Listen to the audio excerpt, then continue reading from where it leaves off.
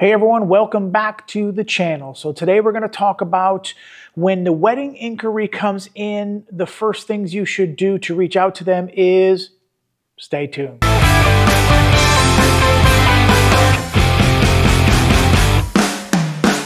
Hey everyone, welcome back to the channel. So if you're here for the first time, if you don't mind hitting that subscribe button, hitting that bell, I appreciate that. But today we're going to get right into it. Today we're going to talk about getting that wedding inquiry and what to do when potential clients reach out to you. So the biggest thing I can say that has been very helpful to me is quick responses. First and foremost, be very quick at your replies.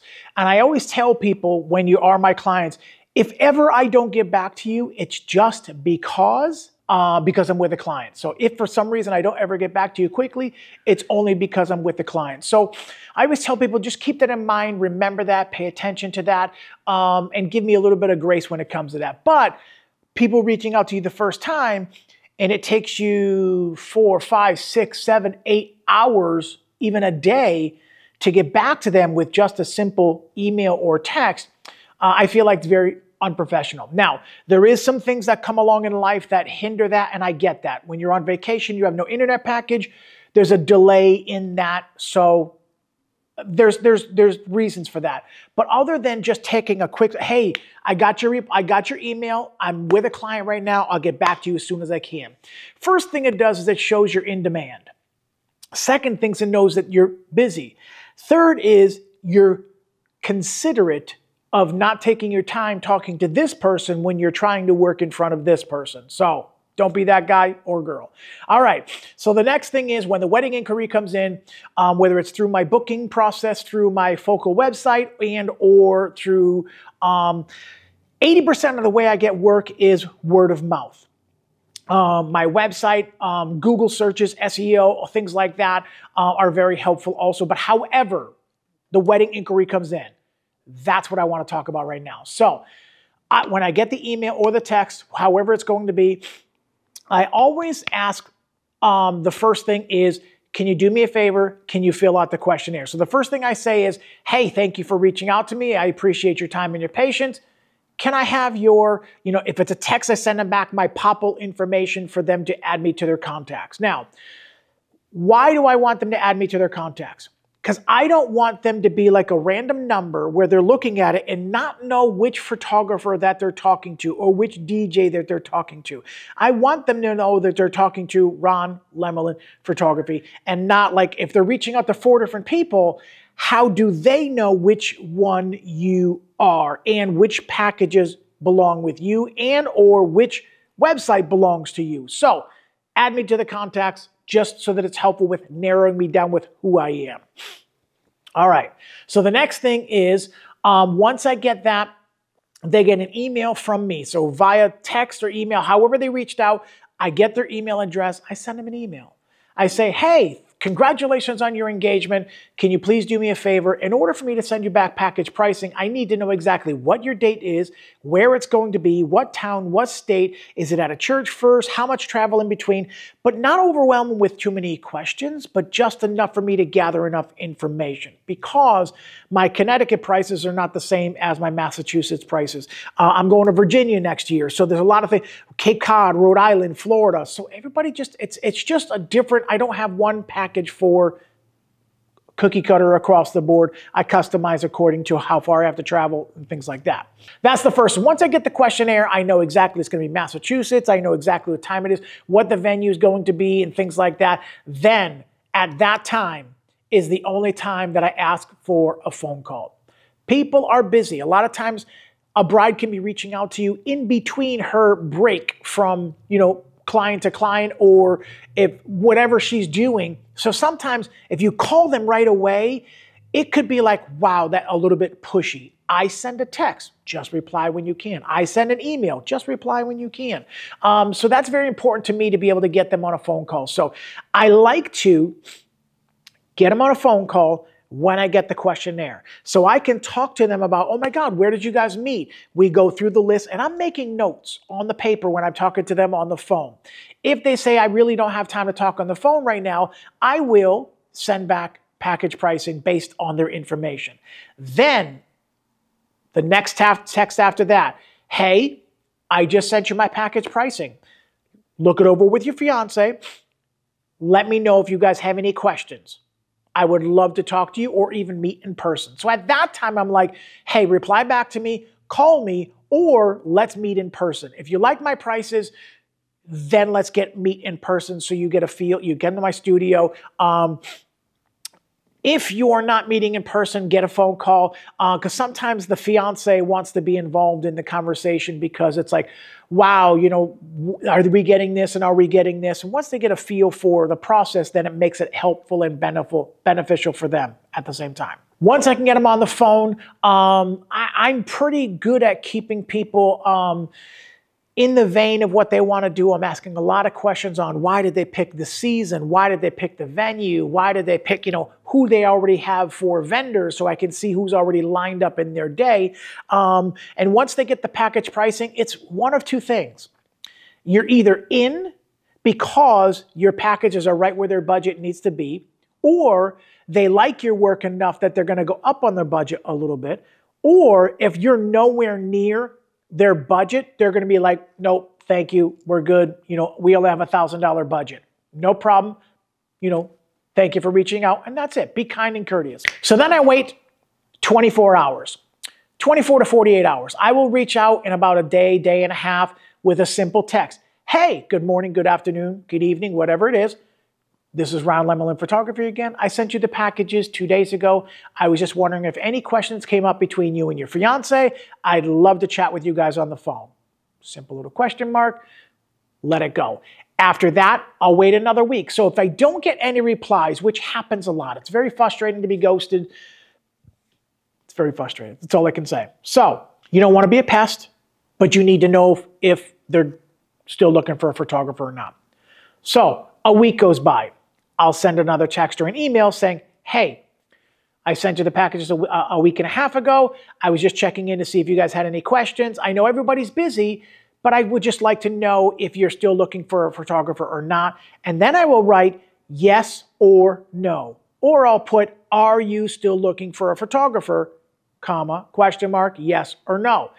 That way that invites them to reply. If they write back and say, no, we're all set, conversation ends. Thank you very much for your time. If they don't reply, then you're still waiting. If they do reply yes and say, oh my God, we just had a death in the family, or we work third shift and he works second shift, so we're not with each other, so I haven't had a chance to talk to him, at least you could say, oh my God, yeah, I understand that, and then say, okay, when there's a time where the two of you guys are together, can we get a phone call? And do I still have a chance to be part of your special day? And or if they say, no, we looked at your pricing and you're too expensive, then you know. So be patient with them on the other side and try to convey your words very carefully, that you're not abrupt. Like, hey, you need a photographer? Just give me a heads up. Or you want to be very careful with your words, always asking a question, which will always lead to a reply. If you just say, hey, how are you? Did you get my wedding packages? There's no urgency to them replying. If you're like, hey, I've got other people. And this happened to me once before, and I wasn't even going to talk about it, but I'm going to mention it because it happened. I do not pretend to get another inquiry for the same date of the person that I'm already talking to. I tell them ahead of time after they get that, hey, by the way, I can hold your date for 2 weeks. Just let me know either way before then. I do not ever. I had to one time saying, it was 3 weeks that went by. A bride reached out to me and said, hey, I'm looking for this date. And I said, I didn't reply back to it. I said, thank you for contacting me. I'll be right with you. I text the other person saying, hey, I have somebody else asking about your wedding date. I haven't heard from you. Are you still looking for a wedding photographer or not? Yes or no. I got a text back 5 minutes later that they didn't like how pushy I was being, and they felt like that was very unprofessional. And I'm saying to myself, you didn't reply in 3 weeks. Now you're offended because I reached out to you saying, hey, it's been 3 weeks. I'm being courteous to you. If you need me still, great. I won't even talk to this person yet. If you're all set with a photographer, just let me know so I can reach out to somebody and open it up to somebody else. So it was a truthful thing. I did not make it up to do like a marketing ploy saying, hey, if you put pressure on people, it'll cause them. I don't do that. It was a legit, question to them. They got offended. No problem. No problem. I apologized. I said, okay, sorry for much time. I opened up the other one to the other person. Within 48 hours, they booked the date. So everything happens for a reason, and everything doesn't happen for a reason. A week later, I'll send an email or a text. Hey, you still looking for a wedding photographer? After that, I wait a week, and then I'll reach out again. When 2 weeks go by, this is where, in a very, very nice email, I'll send a text and say, hey, do me a favor, check your email. I use 17 hats. I can tell when somebody opens up my email. It says read or not read, okay? I will send them back an email after 2.5 weeks and say, hey, I know everybody's busy.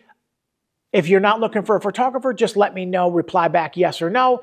I have somebody else asking about your date. So I can only, and it's just underlined, not bold, not like, in your face, but just enough to emphasize the point there.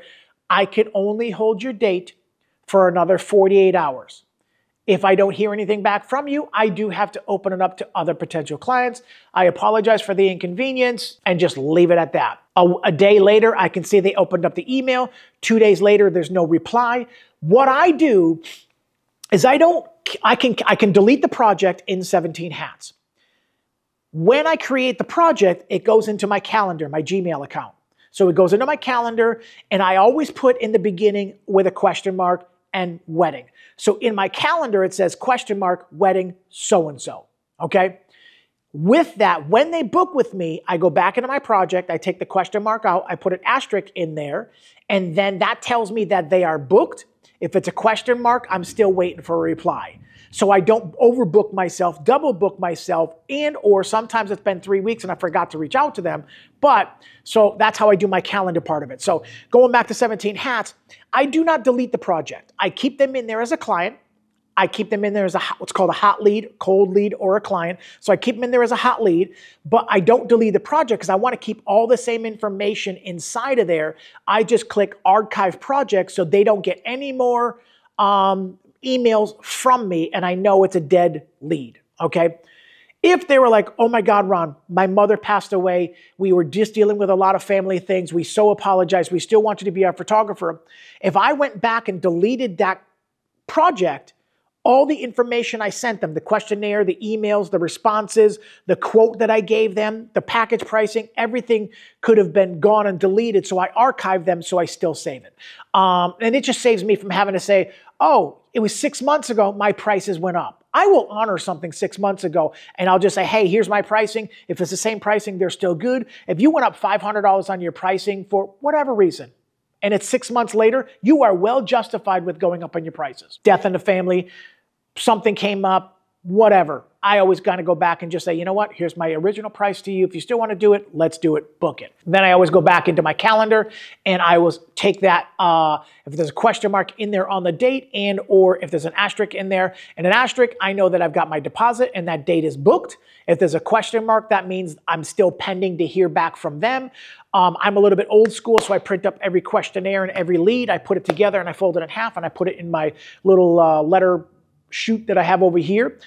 Every 3 or 4 weeks, once a month, I'll pull that out, put it down in front of me. Oh, that's right. It's been 4 weeks. I haven't heard from them. I will send one more courtesy text. Hey, haven't heard from you. Or if I'll go back to the text and I realize that they already said no and I didn't throw the paper away, I throw the paper away. Done, gone.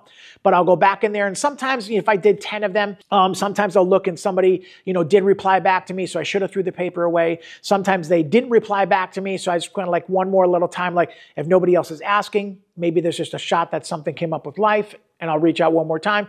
24 hours later, that paper's done and gone. They come out of the calendar. They stay in my 17 hats as an archived client. They're archived, so they're not going to get any questions from me. So that is my process when it comes to approaching a potential lead that comes into your either text or email box.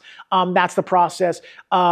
Text, email right away, very, very quick responses and all the way forward. So thank everyone for coming back to the channel to listen to this again. So whether you're listening to the YouTube channel or the podcast, I appreciate appreciate that. Hit that like down below and that bell for notifications.